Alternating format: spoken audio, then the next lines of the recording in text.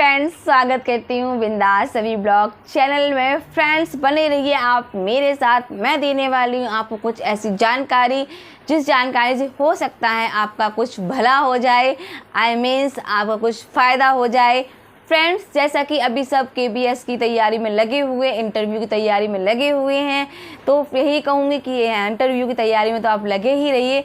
साथ ही साथ आपकी UP TGT PGT की भी जगह आपने फॉर्म फिल किए होंगे, तो उनकी तैयारी पर भी नज़र बनाए रखिए। और साथ ही आपका नेट का एग्ज़ाम यदि आपने फॉर्म फिल किए होंगे या फॉर्म अभी आने वाले हैं, तो जो हिंदी से हैं उनके फॉर्म अभी आए नहीं, आने वाले हैं, तो उन पर नेट की भी तैयारी में आप लगे रहिए। यानी कि आपके पास नौकरियों की या कहें आपको जो आपको ऑप्शन या आपको जो अपॉर्चुनिटी मिल रही है वो आप उसको कवर कर लीजिए एकदम से। कहने का मतलब ये है कि आप UP TGT PGT LT grade और आपका नेट भी, ये सब वैकेंसियाँ आएंगी तो, लेकिन ज़रूरत है फ्रेंड्स आप सभी को अपनी तैयारी में जुटे रहना है।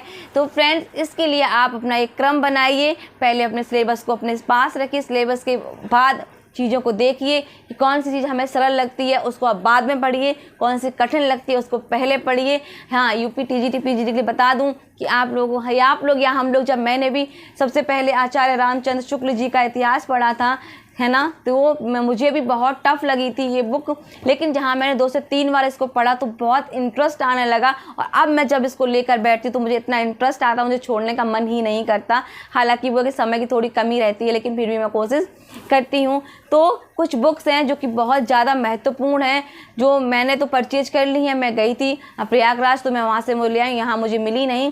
जैसे कि आपकी बच्चन सिंह, है ना, हिंदी साहित्य का दूसरा इतिहास, आपका आचार्य रामचंद्र शुक्ल का तो महत्वपूर्ण है ही हिंदी साहित्य का इतिहास, और राम स्वरूप चतुर्वेदी जी का हिंदी साहित्य संवेदना का जो विकास है वो बहुत ज़रूरी है पढ़नी बुक। तो ये सभी बुक्स आप लोग पढ़िए फ्रेंड्स, और क्रम से इन पर तैयारी पर ध्यान दीजिए।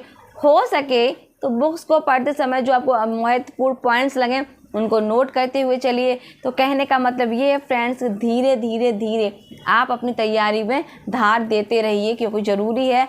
LT ग्रेड, TGT PGT, फिर आपका नेट, ये सब, आपका DSSB जो महत्वपूर्ण वैकेंसी आपकी आने वाली, शायद नोटिफिकेशन आ भी गया है, तो DSSB में भी आप लोग अपनी तैयारी को धार दीजिए और बहुत अच्छी से तैयारी कीजिए। तो फ्रेंड्स, यही कहूँगी कि मेरी शुभकामनाएं आप सभी के साथ हैं।